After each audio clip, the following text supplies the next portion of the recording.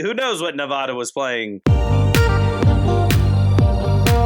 Hey, thank you for joining the Escape with Me book club. Escape with me, Sam Reiner. And me, James Reiner. Into our most recent read. Come with us as we evade reality and go into detail about a new book. We'll be covering the book from beginning to end, so there will be spoilers. Today we're going to Alternate Italy. Published May 29th, 2007. The Gladiator is the 5th book in Harry Turtledove's Cross-Time Traffic series. Next to last one. Next to last one. Yep. The end is near. Literally, because the last book is post-apocalyptic. It's after a cataclysm of nuclear wars, so it's fitting. I guess it's the end. This time, we find ourselves in an alternate world where the Soviet Union won the Cold War and communism has become the dominant economic structure. Given the home timeline doesn't shy away from trying to influence alternates, how can they change things? And what happens to the people that get caught in the middle? So this was the second book you read in the series. The first one you read was the last one we did. Disunited States of America.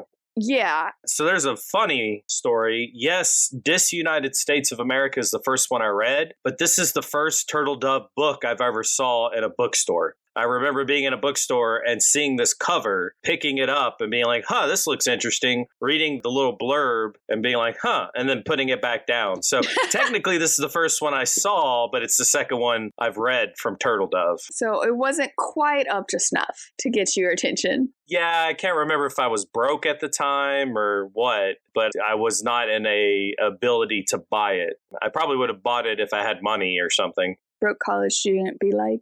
Basically. I believe it. I believe it too. I was also a broke college student. Because the copy I have now is a used copy from some used bookstore.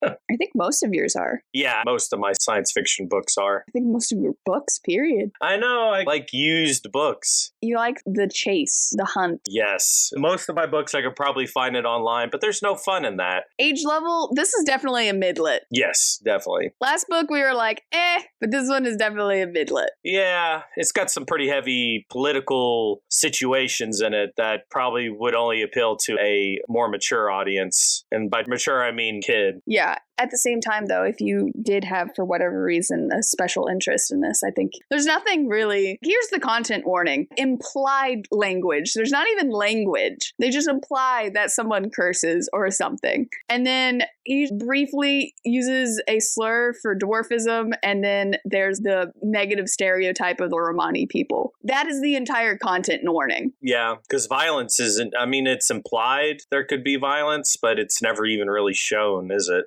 No. I think the strongest it gets is, doesn't he go to a parking lot at one point and he comes to the realization that the parking lot was built by prisoners? Yes. From a camp nearby. So there is this kind of backdrop of the hidden atrocities of communism, like work camps and exiled people and things like that. Yeah, and the most you're going to get is them going, I don't want to end up in a work camp. Yeah, but they never really see the violence. They're being chased by the police, but they don't even really go into why. It really is the childhood understanding where it's like, okay, well, I don't want to go to jail. Well, why don't you want to go to jail? Because it's a bad place and I don't want to be there. That's the level of understanding we have here. Yeah, so yeah, I guess you're right. The past books have had quite a bit of content warning, but this one's pretty tame, I guess. Yeah, crazy. Judge a book by its cover to judge this book. So I took a picture of this cover and I sent it to a couple people because it's nuts. Didn't you point something out to me I didn't realize before? And I was like, oh yeah, I guess that is on the cover. What was it? The snakes? There's snakes in the background. But okay, so let's start from the foreground and work our way up, okay? So we start with the most obvious thing here is a hand holding a D20, which is used in D&D and other role-playing games. Yes. And then we have, in the lower left and right, men holding hammers in silhouette that does really look like communist imagery. There's a couple stars in there. It's a lot of shades of red and then black. And yellow. and yellow, and then there's snakes in the background, and then there's stars, and there's a factory, and it's one of those things, the longer you look at it, the more you see.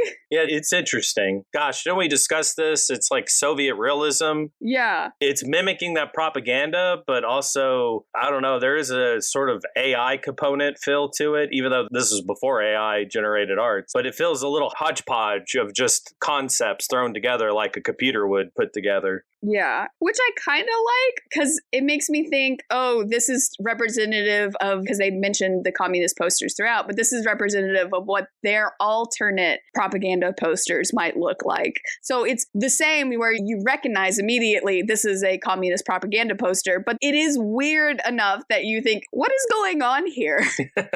Yeah. But they might look at it and think, oh, this is totally normal.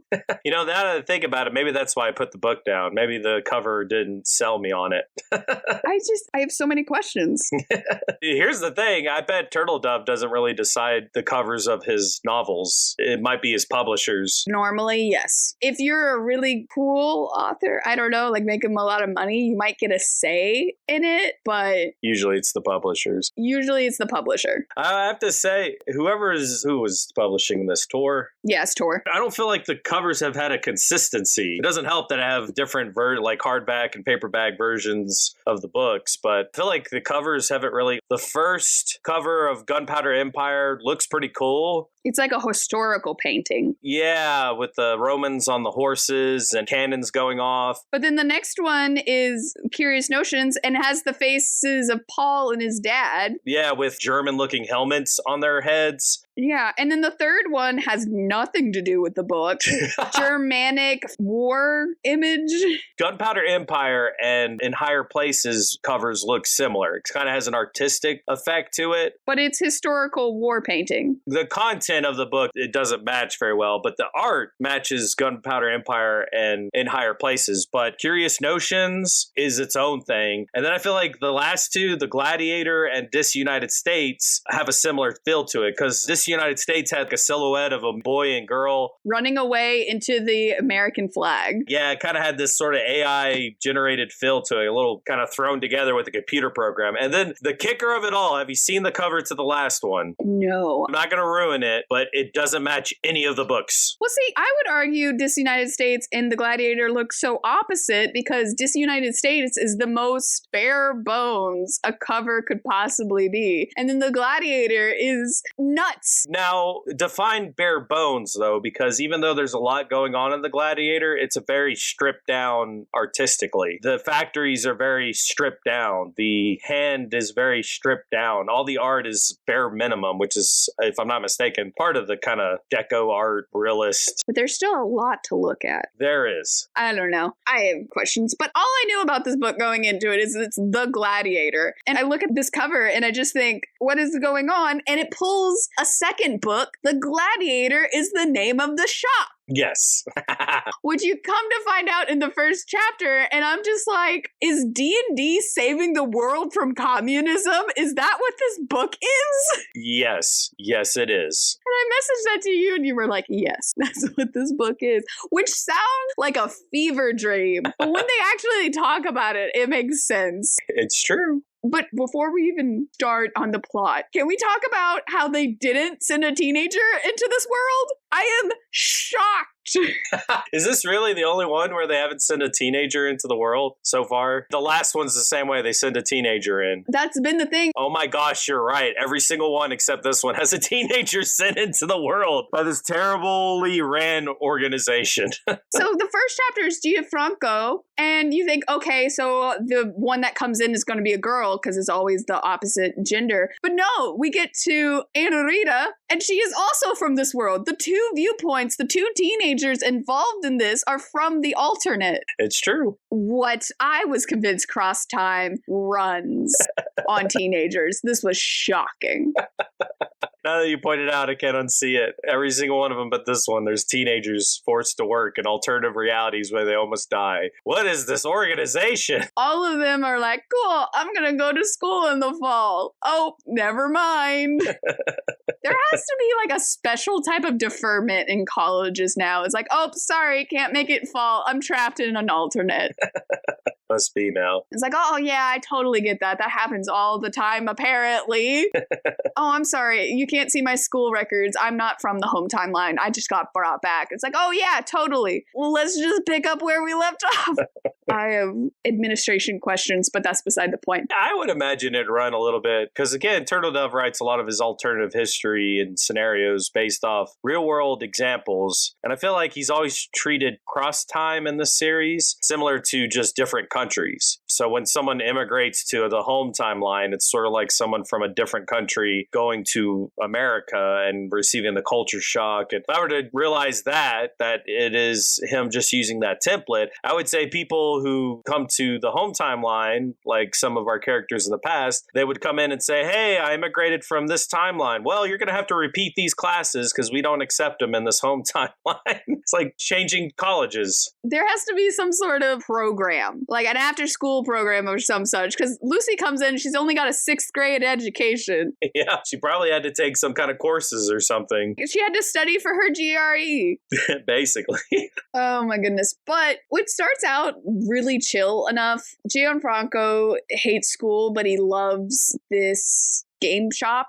You literally go there to play these role play / strategic board games. If you've ever been to any sort of physical game shop, it's like, okay, there's manuals on how to play, there's miniatures you can buy, there's this, that, and the other thing, or there's tables set up and you can play right there. And dice, all of the dice. But he's going there, doing that, having fun. Anarita, on the other side, has kind of a heavier thing plot-wise. Yeah, I agree. At least in this beginning part. You learn that she is a member of the Young Socialist League, which is fun to write 1,000 times because it keeps getting mentioned. But well, I think that's why people usually use an abbreviation. I think the Russians had an abbreviated term for it. I can't remember it off the top of my head, though. So she's in the Young Socialist League because anyone who wants to become anything is in the Young Socialist League. And not necessarily because she believes in everything the Young Socialist League believes in. She's not a fanatic in any sort of way. She even hates learning Russian, which is fair. Yes. So in this one where Russia during the 60s, I think the two big things that Turtledove says changes the timeline is that the Cuban Missile Crisis ends with America backing down and looking like a fool, and that the loss in Vietnam was much worse in this timeline than our timeline, where it really causes America to lose all credibility as a nation. And people look to Russia through these small victories as the people that they want to associate with. So this is a timeline where communism is all over the world. But more importantly, the template that Turtledove is using is basically America victorious, except now it's Russia victorious. So instead of English being taught in schools around the world, because countries think you need to know English if you want to make it in business, or if you want to fly planes, or if you want to do anything important globally, now it's Russian that is the important language. Yes. So she's taking a Russian class like an Italian student might take an English class in today's world if she wants to get ahead. Yes, it is a very interesting economic fact. The languages you learn systematically, you go into school and you have to learn English and whatever, those are the classes done because they want their society to break into this other economic. So if you're in, say, Spain and you learn English, it's because they want you to break into the English-speaking world's economics. Yeah, exactly. And English is, in our timeline, the go-to because not only does it open up to English markets globally, but it's usually the go-to language. If someone from Italy wants to communicate with German and one doesn't know German or Italian, it's more likely that both will possibly know English. Except for this timeline now where communism has become victorious, now Russian is the language that everyone wants to speak to each other. And I think the best scene from the book, and I'm jumping a little ahead, is because she's in Russian class, isn't she? She goes to Russian class, yes. Yeah, he doesn't because he's bad at school, or at least in the classes that they expect him to excel in. Yeah, it's not a required class. And so that's the vibe I got. But she's taking it because she wants to, break ahead. Exactly. He doesn't have to take it, and he's thankful for that, but she does because she wants to be ambitious. Get involved in the Russian economy. Exactly. And one day, her Russian teacher, who's Italian, invites 2 native Russians to come speak to the class. Oh my gosh. And she's shocked about how vulgar they are, how lax they are with the Russian language, how it's really hard to follow them sometimes because of the slang they use and kind of the blasé, passive way they address the class. It's a culture shock to her. She wasn't expecting it. And I love what Turtledove's doing there, because if you can imagine two American people Absolutely. 100%.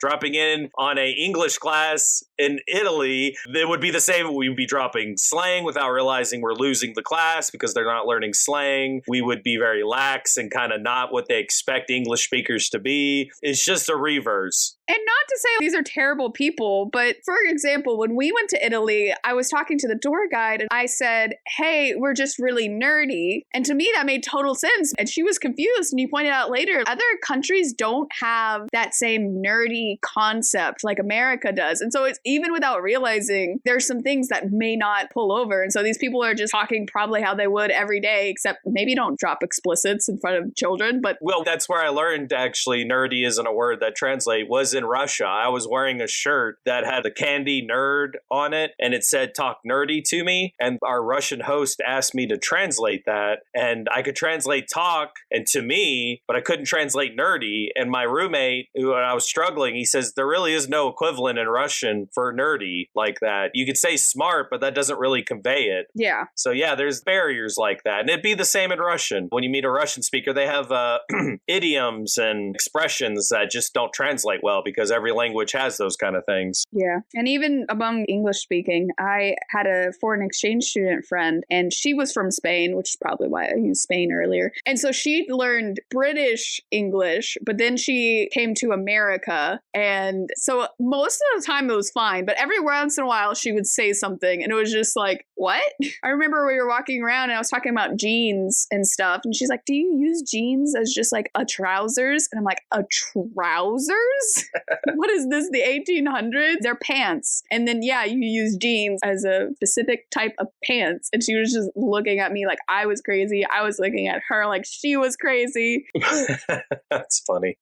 So I can just imagine going up to someone and being like, jeans. And then they're just like, what is that? Which were also apparently called dungaroos. And that's another rant for another day. But I cannot imagine someone coming over and being like, dungaroos. I would literally have to look up on the internet what that is. But yeah, I like Turtledove's ability to get to that level. And again, he keeps it simple by sticking to a template, by taking real world, and by real world, I mean our world examples, and kind of flipping them on their head. So really, he's taking a situation where if two English speakers visited an Italian classroom, it's the same if two Russian speakers visit an Italian classroom. There'd be this weird culture shock. So, subtle things like that. But anyways, that was a big aside from you just mentioning she's taking Russian because she's a go-getter. Yeah, to completely get rid of all the language conversations. She was talking about how, I think it was like, oh, I could learn Russian or I could learn Polish. I mean, Poland was part of the Soviet Union. It's also a Slavic language. I guess that would make sense. Maybe there's a connection because Poland was very Catholic.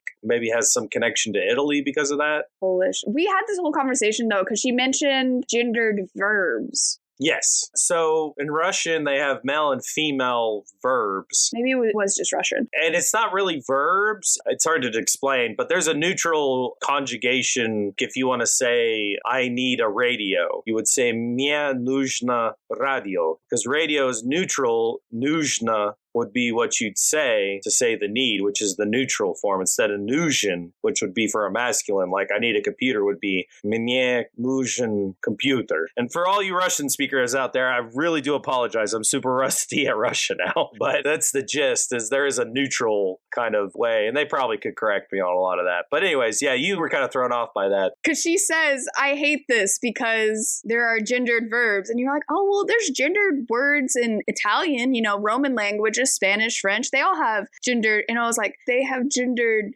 nouns and stuff, but they don't have gendered verbs. And I was just thinking mentally, trying to conjugate that. Yeah, because Italian does it, but Russian does. Because if I said I read a book, I would say я читал книгу. But if you said I read a book, you would say я читала книгу. You would add an extra at the end because you're female, which Japanese does that too. I'm an American that don't have anything gendered. And then I'm trying to learn a Romance language that has gendered nouns. It's like, okay, I can figure this out. And then you're like, oh yeah, but you could also have gendered verbs. And I'm just, that's so far. Yeah, that's in Russian. I need a book, but in the female way. I need a book. Direct translation. No, but how did we get here? A little bit. Anyways, okay, let's get back to the characters, though. So we got this boy and girl, and they know each other because they live in the same apartment. Yes. The style is actually based off Soviet-style apartments, where his family, he has a mom and a dad, and her family, she has a mom and a dad. And they have rooms, but they share. They share a kitchen, and then the whole, I think, level shares a bathroom, which she complains about because there's so many people using the bathroom. Fair enough. Which is fair. It would suck. But yeah, that was sort of a Soviet setup where you would have your own rooms, share a kitchen with someone, but also share a bathroom with a whole bunch of other apartments. Yeah. So at her Young Socialist League meeting that day, it's a long sigh. I can't with not friend. Yeah, the girl that is super nosy, super I'm going to tell on you, super in everyone's business. Exhausting. What was her name? Maria, yes, I remember her. Because Turtledove makes the point that it doesn't matter if the world was communist or capitalist or whatever, this girl is just going to be the worst in any reality because she's just always going to toe the line, be a terrible person no matter what the dominant culture is. So the two of them, using Anarita and Maria as two separate things, let's talk about power structures. Okay. Both of these people would be in any alternate personality-wise. There are two reasons to desire power, and Maria is a first type, which is I desire power to become more powerful myself. A very selfish want for power. And so Maria is over the top. She's very, you do everything like I say you're going to do, or I'm going to destroy you. Like you're my enemy because we had one disagreement. That over the top stereotype as far as you can go with it. But that's kind of where she is versus Anarita, who at the end gains power, but she doesn't gain power for herself. She gains powers because she wants to help other people. So you don't see her being over the top about trying to seek power. She's very, well, if the people want me, then I'll become the president. I'm not doing this just so I can be president. I'm not doing all this extra work for nothing, basically. Yeah. So she is an overachiever, but at the same time, she's not the stereotype of someone who wants power. Maria is that stereotype. So she falls into the second camp of, I want power to help other people. I'm not just amassing power to amass power. Yes. Which is a great role model for kids. I'm totally for that. Yeah. It also shows it's not just the situation you're in. It's not just communism. Yeah, it's not just, she's in communism, but she still is displaying morals, which I think is a good message too, because it shows despite your situation, you can have moral choice in the situation. Yeah, you're going to have these exact same people in young Republican society or young Democrat society. Which I guess I should also point out, though, this is communism light, I guess, if you were to give it a title. Yes. This isn't Stalin communism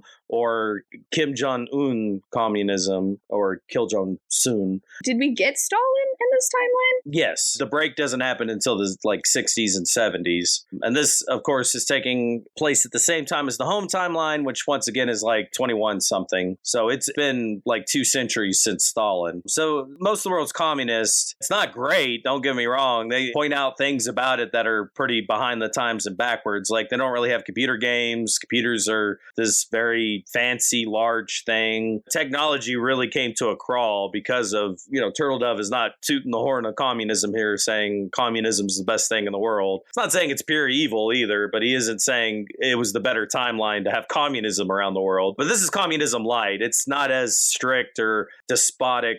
I don't even know if that's a word. Full of despots like Stalin and Kim Jong-un. Where it's basically a dictatorship. It's not great, but it's not the worst. So they're living in this society. Despotic. Or typical of a despot, tyrannical. Which I think the two characters show that. She is a hard worker and she's going to excel no matter what tank you put her in. She probably would have excelled more if it wasn't communism, but she still excels. Versus the boy character, which I still mess up his name. What is it again? My best bet is Gianfranco. Let me look at this. Gianfranco. Yeah, I don't know anything about Italian. Yeah, we'll go with that. I'm just going to say Franco. G. Franco. G. Franco is not thriving in the society. And we kind of discussed this previously a little bit before the podcast, but we're pretty sure that he has some... I am convinced he has ADHD. We will go on that tangent later, but yes. Well, we might as well go on it now. Okay, so there are little things that pop up throughout the book, and so about halfway I was like, wait a second. But he is portrayed in the beginning, oh, he's lazy, he isn't a hard worker. It's the negative stereotype that ADHD people get a lot of times. And so it starts out, he's lazy, he doesn't want to work hard, he's just getting by to get by, whatever. He's not going to amount to anything great because he's just lazy. But as time goes on, you start to notice, hey, he's interested in the game. And he even himself says, I wish school was as interesting as this game. Then I would do so much better, because he has all of these complex ideas memorized. He's able to think ahead and strategize and really understands these concepts and is able to do very well. He is in this tournament and he's up against people way older than him. Adults, yeah.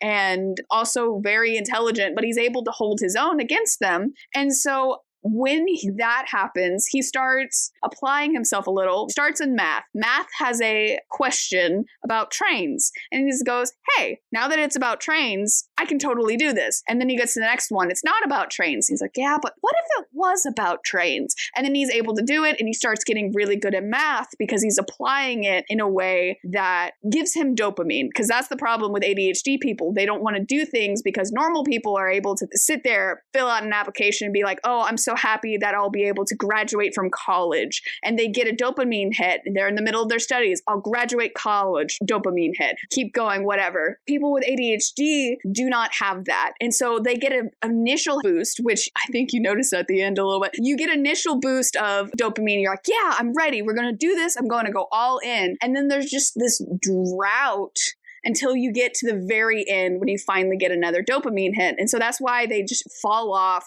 or seem to be lazy, because it's literally forcing themselves through torture, it feels like, as a person with ADHD, to do these things. And so that's why setting up things like it being about something you're interested in or hyper-focused on helps, or making it challenging, making it a novelty, having smaller goals. Because that's another thing he starts doing, is he starts setting out tiny goals for himself, and that helps him along the way as well. And so you get to the end and his marks aren't wonderful. I mean, he started doing this, like the last 9 weeks of school. So not the best, but his grades are really high up there. And you notice this huge thing of dopamine at the end, because he goes, next year, I'm going to start studying earlier. I'm going to be better. Da, da, da, da, da. What ADHD person has not gotten to the end of the semester and thought, next year, I'm going to give it my all. We're going to go for it. And you go hard for like 2 weeks and then drop off. And so I really do think he has undiagnosed ADHD, and I think Turtledove is using that to really show how, like, hey, how long did it take a capitalistic society to understand what ADHD is? Even from 10 years ago, our concept of what ADHD is versus what it is now, there's still people out there that thinks it doesn't exist and it's just an excuse to be lazy. And that's kind of like how his father is. So it's like, in a capitalist society, this is where we are. Well, imagine if it's a communist society. Which is what I discussed with you, because, yeah, communism just isn't sensitive to mental issues like that. It's a very, all as teachers, you have to conform to how we teach. This is our standard of if you're smart or not, which I'm glad you pointed out capitalist countries do that too. Yes. But yeah, there is a real lack of understanding. They never, and you make a really good case for ADHD. I didn't know, Turtledove never says it. All you know, though, is 100% he has a learning disorder, though. He has this hang up where it's hard for him to learn, unlike Anarita. Anarita does not have a hang up learning. She finds it very easy. He does. And yet, you know, he could be a good learner if it was presented to him like the games are at the Gladiator. First of all, if he knew he had it. Yes. Second of all, if he had tips and tricks, basically the tools to work ADHD to your benefit. And he kind of starts to learn those himself. He makes questions about things that he's interested. It's easier for him to learn about it. He sets up those tiny goals. tools as he goes, which helps. Huge thing is he stops telling himself that he's lazy and he just sucks at school and that's just life. Such an ADHD thing, because you get told over and over, well, you're just lazy. If you tried harder, you would get more. It's like, well, thanks. I already feel bad enough about myself. But at the end, he feels really confident in himself because he's able to use these tools to his advantage. I'm really hopeful for him. I think he's going to do better. Well, especially, and I guess we're getting ahead of ourselves, we'll hold back, but the end really implies that this life-changing experience might motivate him in a different way. Yes. I guess we should get back. So what is the major conflict that kicks the book off? Because every good book needs one. To go back to what we were talking about with Anna Rita and Maria before we started talking about literary and social things. Anna Rita goes to the young socialist meeting and Maria's like, hey, there's this store that's totally capitalist. And here, capitalism is a dirty word. You say that and you can go to jail. Basically, vibes. I say vibes, but a little part of me wonders if a little true, too. The way they act about the secret police. But it's inverted again. I mean, that's what people do in this time. Our real world is they'll use communism as a dirty word just to say, I hate you, or I want this thing to be attacked. Yes. Can we talk about the Red Scare? Well, I mean, the days where 2007, it was still where people will call people communists offhand just to be politically mean. It's an insult name. It's an empty, it's as George Orwell would say. You'd say it so many times that it kind of loses its own meaning because it just means I hate you. Yeah, that is true. But the police structure, all the jokes we make about KGB today, I can't think of them immediately now, but we kind of poke fun at the KGB, but that scariness, that secret police, that you can't trust anybody. I know it, Jay. It's knock, knock, who's there? And then you slap the person and says, we ask the questions here. Those kind of jokes, right? I mean, you get KGB, Gestapo, secret police jokes. I get what you're saying. Yeah. And so we poke fun at that, but this is their reality. Yes. It's not as efficient in Italy, but it's still there. So that is the major conflict that starts off the real story of the novel, which is that the game shop that G. Franco likes to go to and play role-playing with trains gets raided by the secret police. Because capitalism. Because of the implications of capitalism. And G. Franco's like, oh, that sucks. But then what really starts it is one of the owners of the shop shows up and asks to hide him. Oh, gosh. Yes. That, which I have thoughts. So even though we avoided cross-time traffic sending a teenager to this reality, we still have adults relying on teenagers to help them. Because the owner of the shop is from cross-time. And for whatever reason, there are 3 time places here, and one of them is under their shop, the Gladiator. One of them is in Rome, but they've learned that that place gets raided too. That place was raided a couple months ago, and then this place got raided. And then there's this third place, which we're going to go to. But all 3 of them are game shops set up to try to teach people capitalism. The third one's a game shop? I thought it was something else. It's still a game shop. I thought it was an elevator shop. No, the elevator shop is somewhere else, and that is another one, but they don't have the portal thing. Anyways, the owner of the game shop is Crosstime, and the reason for being in this timeline isn't just to gain resources like the other books talk about, but it's also trying to slowly infiltrate and change this reality to make it less awful by introducing capitalism. Yeah. And so through the games, they're learning capitalistic ideas and how it could work. And even Gio Franco's like, I mean, this could work in real life because they're told, oh, dirty capitalists only want to create businesses and have power. They only want to do it to exploit the workers. They're terrible people at their core. Vile. How dare you want to be anything like this? It's a little over the top. Well, I mean, it is 100% what people do today. I think people's thoughts on communism is also over the top. Yeah, I was about to say that everything you just said, communism, they just want power and to exploit people. Why would you ever want to be a communist? Because you just want to ruin people's lives. You're just a terrible human being. That's your only motivation. Turtledove is calling it out is bad people are bad people no matter what system they want to use. But we want you to use our system, so we're going to call the other people bad. And he's pointing out that he's not saying communism would be this great thing. In fact, he's arguing that he likes capitalism more. But he is also pointing out that bad people will be bad, no matter what system you use. And good people will be good. So that's why they're having to secretly teach people capitalistic principles, is because that is the mindset of the people. So yeah, that's how G. Franco gets the owner of the shop, who's from Crosstime, living in his house. Yeah, because Anna Rita learns about the shop because at the Young Socialist Society, Maria's like, there's totally people. And he's like, okay, we'll make a committee. And it's a committee of 3 people. And Anna Rita is one of them. Go to the shop, investigate, tell us what happens. So she goes to the shop. Ask Eduardo about stuff. He's very honest. For a minute, Anna Rita kind of wonders if he's secret police, doing a double bluff where, oh, you look like you're teaching capitalism. So if I don't report you or say something right, you're going to be like, haha, got you. You also agree with this capitalist stuff. But she decides, it's harmless. Yeah. And so she goes back and she fights about it because Maria's like, I haven't even been there. I know that they're capitalist scum. And Anna Rita says, you haven't been there. Exactly. I've been there. It's fine. And so she convinces the third person to go on her side. So 2 against 1. It's fine. Whatever. And Maria's like, I'm going to hate you for the rest of my life and take you down. And you are the enemy. And it's so over the top. She exhausts me. But then, yeah, it gets raided by the actual police because capitalism. And then Maria is like, guess what?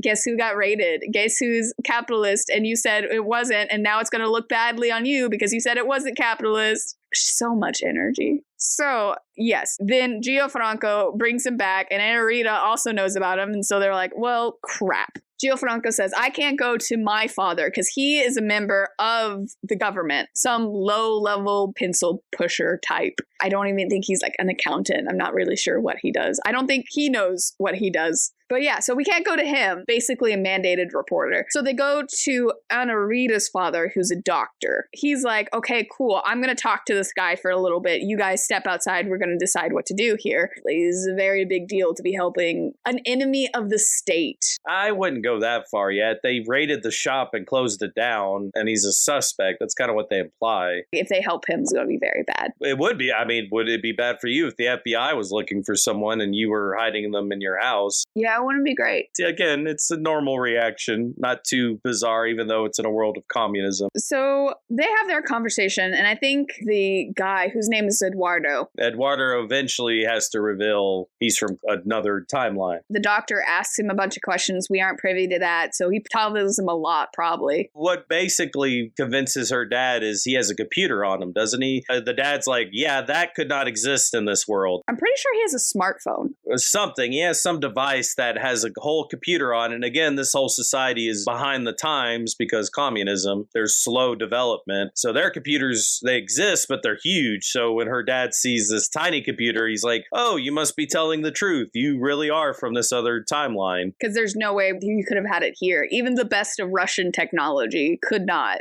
develop it. So he gets them on his side, but then they have the issue of what do they do now? They need to figure out a way to get him out of there. So they decide to pretend that he's a cousin. Yes, family member. Visiting from out of town, and his name is Silvio. And he's going to pull like an 18th century British person. And when they say visit, they mean for like weeks, for a season, for whatever, as they try to solve this. So we got another person in the house, which is great. They try to get him to this third portal because they know the run in Rome has been taken over. I would have to say this book has a bit of a slow burn to it because there is a lot of him just staying with them. And it's classic Turtledove. It's just showing the daily lives of G. Franco and Anna Rita. Like you'll get a chapter on showing G. Franco in his literature class. Isn't there a part where he has to write a poem similar to Dante's Inferno? Yes. But instead of famous politicians from Dante's time, they have to put capitalist in hell. So it's a poem about putting Henry Ford and other capitalists into hell. Which is funny because he has a bonding moment with his dad. Yeah, because his dad's like, I wrote the exact same poem. I put the exact same people into hell. It's the exact same thing. It also kind of shows the bigger theme of why Turtledove's saying the society hasn't advanced much is it stifles creativity. That's what G. Franco's example is in this book. He has lots of potential to do something amazing, to introduce something new and exciting. But because society's geared towards you have to stick to the status quo, you can't do anything different. You have to conform to what we expect of you and stifle any of his true potential. He's just going to do the exact same thing that everyone else does. And there's no real progress or advancement or anything. Yeah. It's just going to be his father doing a poem. He does the exact same assignment. His son will do it, and there's no change. And I think that's what that scene shows, is that this is why the society is failing. It's wanting them to conform to the exact same thing and never do anything unique or different. Yeah, because he even in the beginning, it was like, well, my dad didn't do really good in school. I'm not really doing good in school. I'll probably just get a job like my dad does. And the cycle continues. The cycle continues. And it's little things like that. And that's why it's kind of probably hard to say the overall arch, because the main plot is very simple to lay out. Yeah. There's a game shop run by Crass Time. Main boy character likes to go to it, gets shut down by the secret police. The conflict is they got to figure out what to do with Eduardo. So they try to go to the other shop. It doesn't work out. Eventually, they notice that these elevators get fixed and they need to find these elevator repairmen because Eduardo points out they sound like they're from Cross Time because they care about their business and it sounds like they're promoting capitalism. And they eventually do track them out. And they're like, hey, Cross Time people. He's like, hey, also Cross Time people. Cool. So we can't get to any of our portals. Yes. And so then they have the whole, well, how do we get them into the portal? And well, that actually ends up becoming very interesting because Eduardo has to kidnap Gianfranco. Yeah, so they end up where the secret police are after them, so they have to take Gianfranco with them into their home timeline. And that's where Gianfranco gets a chance to look at the home timeline where capitalism is. And he starts to notice little things like, oh, there's a lot of advertisements and the world's very flashy, but it's also got some really advanced technology and it's also cleaner. There's not as much oil and gas being burned and people care more about the environment and stuff. Yeah. It is an eye-opening moment for him, which I think is the climax of the book because it shows G. Franco there's another way. He doesn't have to do that rope presentation conformity that his father has done and his father. It inspires him, as you point out. This is the happy ending. When he gets back to his timeline, he wants to do better. He wants to change things. Yeah, and that's the nice thing. He goes in and it's not just an automatic, oh my gosh, capitalism is so much better. Everything is so amazing here. He still sees negative. Yeah, which Eduardo points out to them because they ask him a couple questions about the home timeline with capitalism. And he kind of tells them a few things. He's like, yeah, it's better, but we have our problems too. Not everything's perfect. It's not like here, but it's not perfect. And so he's even able to share with them how capitalism isn't like this saving perfect grace, but it's better at least. But it's not as bad as they make it out to be either. Yeah, exactly. Yeah. So it's nice. But I like Turtledove once again. That's basically the main plot. It's longer than that because Turtledove fleshes it out with the daily mundane tasks that they have to do, like go to school or interact with their friends every day and stuff. Or play a game so Eduardo can tell them about their time period, which I still want to know what a Farsarda is. He's mentioned it in like 4 books now and with no description. He's just like, oh yeah, we also have Farsadas. I don't know what. No one knows what it is. It's some sort of luxury product and it's been in every single book since Curious Notions. And I just... Has it? Yeah. It's an item that they sell in Curious Notions. Then it's mentioned in High Places because she mentions, oh yeah, we have Farsadas. And he's like, what the heck is a Farsada? And she's like, it's kind of hard to explain if you don't know what it is. And then in Disunited States, when he's in the in-between quarantine, whatever, he's like, oh, I use a Farsada. It's not the best model, but it's still nice. And then in this one, he's like, oh yeah, we have Farsadas. Here's the Turtledove Wiki. Farsada technology was an important high-tech luxury item in the home timeline. Everyone who was anyone owned a Farsada. The subflexive Farsada was the best model. Oh yeah, Gianfranco uses one. He's like, yay, I can use a Farsada. It sounds to me like a MacGuffin. I think it is. It sounds to me like Turtledove is just calling a MacGuffin by another name. But it doesn't really drive the plot. It's just like a throwaway line. There's a joke in Demolition Man where he goes to the bathroom and he comes out and he quietly whispers to one of them, he's like, you got no toilet paper. Then they start laughing at him because they're like, you don't know how to use the 3 seashells? And they all start laughing. And everyone watching the movie is like, what's the 3 seashells? Why does the future not have toilet paper? Why do they use 3 seashells? How does that even work? And it became this big joke in the science fiction community. They introduce something and don't tell the audience how to use it. to imply that, oh, you're a stupid caveman if you don't know how to use it. It's supposed to imply we're so futuristic that if you don't get it, we just can't explain it to you, big stupid caveman. I feel like that might be what this MacGuffin is. It's like, oh, we're so advanced. We use this random thing that you don't know. And oh, you don't know what that is? Oh, you're so backwards and behind the times. Just want to know so badly. Believe me, a lot of people wanted to know about the 3 seashells. It's a whole joke. Well, at least there's something you can pull to mind anyway. But yeah, it's a lot of sitting around and talking, and they play the train game a lot. They do. Rails across Europe. That sounds like a real thing in real life. Sounds like a specific game, and I can't remember what it is, but I get it's kind of a Settlers of Catan kind of vibe, but trains. But also a little bit Risk, but trains. Trains. And he mentions, oh, there's a soccer team management, which is kind of funny because there is a video game series where you manage a soccer team, but they, of course, call it football. Then there is a D&D one, but it's more economics than battle is the vibe I'm kind of getting from it. And I think there's one for some sort of Roman emperor kind of thing, because I wrote in my notes, small rant about one of the games. I think it's some sort of gladiator thing, and that's why they're called the Gladiator, which, by the way, one of the other shops is called the 3 Sixes, and it's literally 666. That sounds ominous. I forgot that. I know. And I was just like, because they're not heavily Catholic, because how in the world is there a shop that's 666 and nobody's batting an eye? Well, it is communist countries. They're not as religious in this timeline. Still. It might be, they might actually look it over like, oh, someone else making an atheist joke.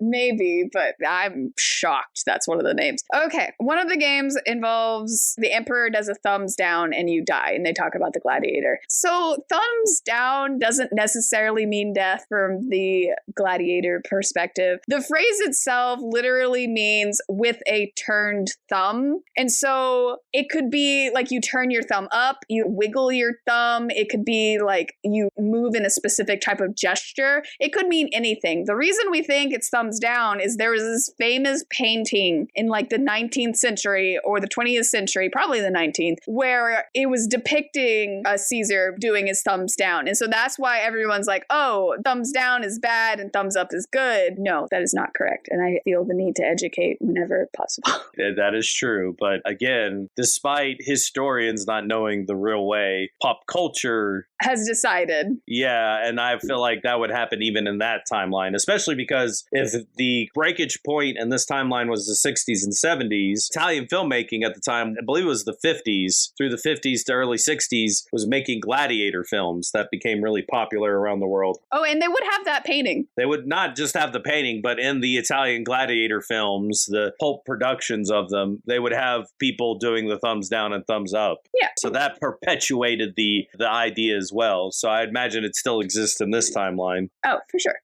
But you do like to always clarify and let people know that this is a misunderstanding of what it could have been. Probably. It was just a very famous painting, which is true of a lot of things, honestly. So, yeah. There's things like Eduardo I think it's a smartphone. He shows them a movie from his timeline, and it shows them The Incredibles. And they're just completely mind blown by it. Blown, yeah. That was another little, showing the divide of technology between them. Yeah, and then something I wanted to point out is Anna Rita is like, oh, well, we don't have rich people here. Yeah, I forgot that part. Ma'am? Really? People have literal vacation homes and Ferraris. The whole reason you're working so hard is for a chance to get a vacation home. We don't have rich people. It's, again, if you inverted it, I love it because, yes, it's true. Communists be like, oh, we don't have rich people. They're just kind of blind to it. And you point out, yeah, you do. It'd be the same if someone says, we don't have socialism here. And it's like the military is socially paid. You do have social programs like Medicaid and Medicare. Public school systems, interstate infrastructure. So it's the same thing. We're like, well, we don't have socialism here. Yes, you do. You're just blind to it. You just don't know it's socialism. Yeah. You're not acknowledging what's right in front of you because you're just kind of blind to it. It's the same with them. We don't have rich people. Yes, you do. Another thing I want to bring up in the movie's time is like, well, in their timeline, all the villains are Americans. Mm-hmm. And so she's like, well, in other timelines, are all the villains Russian and Nazis? Because yes. Because yes, they are. Absolutely. I love that. It is funny. Second thing I wanted to bring up, when they go to this third place, Eduardo and Anarita go to a record store and look at records and stuff. Nirvana is one of the albums. Huh. The amount of stuff socially and politically that had to happen for Nirvana to exist. Is America still capitalist? I think it is in the timeline. It's broken, though, because it doesn't have the global influence it does. But I don't think it's communist either. But grunge was a social movement in response to the 80s. Yeah, but here's the thing, though. They just said Nirvana. They didn't say what they sung. True. It could have been anything on that record. I have questions. Kurt Cobain could have never killed himself either, so he might have made even more music in this timeline. Who knows? It's a throwaway, and alternative history does this all the time. And especially Turtledove, he falls into this joke as well. He just throws stuff in, and I'm like, wait a second. In the Southern Victory series, he has a scene where it's an alternative World War II, where the Confederacy and the United States are fighting each other during World War II. And there's a scene where one of the senators in the book, she's afraid her house is bugged by the enemy, so the government sends someone over to kind of scan her house to see if there's any wiretaps there. And the names of the people who come to scan the house is Dick, and I forget the other name, but Turtledove, as a joke, named him after Richard Nixon, who was famous for Watergate. So there's no real connection, but he likes to just play with it. There's another alternative history story I read where Elvis Presley is a secret agent, and he still goes by his real name, but it's this whole inner joke. Because when you look at it from a logical standpoint, you're like, this would never happen. You can't do this to me. But sometimes alternative history people just say, screw it, put it in there. It's funny. So I think that's what Turtledove was doing. He's like, who knows what Nirvana was playing? Just a throwaway insert. Oh, yeah, we found this record there. So kids can be like, oh, yeah, I know them. And so Sam Ryder can be like, but how though? Who is obsessed with music?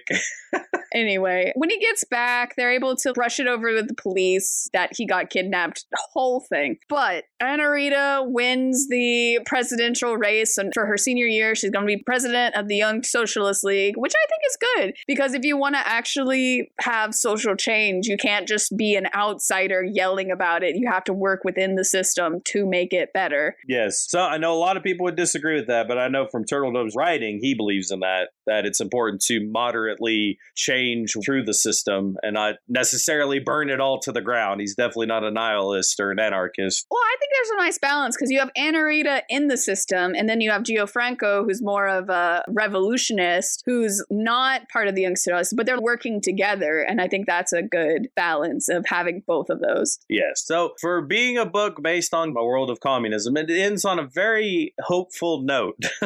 Yeah, because the Hope timeline is coming back. Yes, it is. As a bookstore? Oh, is that it? I don't remember that. Yeah, it's a bookstore, and that's worse. Y'all see how that's worse, right? Book burnings happened a lot more than board game burnings, is all I'm saying. Anyway, general thoughts, your Italian family's gonna hate us. We can't pronounce anything right. That is true. I could do the Russian pretty okay, though. We figured it out along the way. It's fine. Yeah, it's such a turn because I pointed out how 3 of the 4 books we had read are pretty heavily about racism, and then we just randomly have curious notions. And then you were like, well, that's our last racism book. And I'm like, okay, well, what do we do now? Communism. Communism, yes. Let's get as far away from racism as we can. Let's just do the other big one. Yes. But it was pretty good. I think it's thought-provoking. Good. Especially for kids who may be seeing this for the first time. It could be a good introduction to the history of communism for them. Yeah, and how it shouldn't be used as a scapegoat. I feel like how some people use it. Or just a buzzword, yeah. One question for the author. I'd love to learn how he researched Italy for this book. That's true. Thinking through all his books, I think this is really the only one where he really focuses on Italy. Did he just read accounts of Soviet and is like, yeah, we'll just do that, but Italy? He might have. From all the books I've read of him, he's pretty well versed in Russian history, and you could tell he knows a bit about the language and the mindset of the Russians. I think he portrays Russians really well. To be honest, this book is so Russian, I forget at times it's Italy. other than the names. Yeah. But then they go to that one town that's kind of seaside, and he was very descriptive. I was like, did you go here on vacation?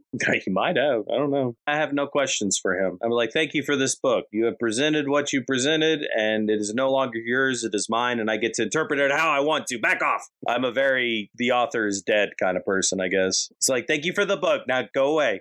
Introvert be like. Introverts be like, basically, no further input needed. Go away. And I don't want your autograph because I get nervous around famous people. You get nervous about regular people. But especially about famous people. Anyways, but yeah, I can't really think of any question for him. A rating. I'd give this playing a new board game out of 10. Oh, that's pretty good, really. There's a lot to get used to. You need to read the rules and maybe read the rules again, because I always feel like people read me the rules and I'm like, cool, I've absorbed none of that. Can I please read the rules? And so reading the rules for yourself, it takes a little to get started because they do have so much setup they have to do. So it's a lot to get started, but once you get going, it's very interesting and it's fun. I would give this a 10 out of 10. Do you know what I said? No. Why would I know what that means? I just said the Russian word 10. 10 out of 10. Oh my gosh. I like it. As someone who likes Russia, likes Russian history, likes alternative history, I feel like this was a converging of a lot of my favorite things. Do you regret putting it back on the shelf? No, I'm glad I found Turtledove when I did. I don't know if I would have appreciated him as much because when I found the book, I hadn't taken Russian at college yet and studied Russian literature and Russian history. So I probably wouldn't have appreciated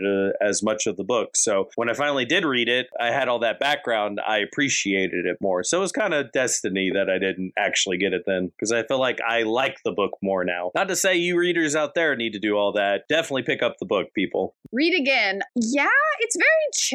I don't think I have a compulsion to be like, I need to pick this up again. But if I were to read it again, it's a really chill book. Get a chill vibe. Maybe I'll read it to my kid. Yeah. You know what? I would read it again. Dun, dun, dun. I know. It was a nice one. I liked it. I love how you were like, I never read books again. We get to this United States. Like, for the nostalgia, I'd read it again. We get to this one. I'd read this one again. It just shows how good they are. I'm in a good mood right now, so it might be part of that. You need to get me in a good mood. I'll gladly agree to reread anything. Will I? No, but I'll say I will. That's an improvement from saying I won't read it. Hyper truthful. Hyper truthful. Now I'm just lying to be polite. Isn't that better? Oh my gosh. Favorite in the series so far? It's tough. This United States and Gladiator are neck and neck for me. Yeah, I thought it was just United States last episode, but I don't know. After sitting there for a while, I just like Gunpowder Empire. I like ancient history. Yeah, I knew that. I'm sad we don't really deal with it ever again. You have flip-flopped on it so much, but I knew from that this is the whole reason we started this series. I could care less if you read the other ones, but I wanted you to read Gunpowder Empire because I knew you would like it. I want it. I want more of ancient history stuff, but it won't happen, but you know. No, he has a few. It's not cross time. There's a few I think you'd still like. It's not Gunpowder Empire kind of situation, but it's more ancient approach. Maybe we'll explore it later. We got a lot to do after we get done with cross time. Yeah, but have you read this book? What alternative would you like to see explored? Do you have any book recommendations for us? Tell us all about it in the comments below. If you liked the video, hit like, and if you're enjoying yourself, hit subscribe for more. Thank you for exploring The Gladiator with us. Join us next time when we'll be covering Cast in Firelight by Dana Swift. I'm Sam Reiner. And I'm James Reiner. And we hope to see you and a friend here next time. Escape With Me Book Club is a Lunar Skulk production. Check us out on TikTok or Instagram to keep up to date with us. Lunar_SKULK.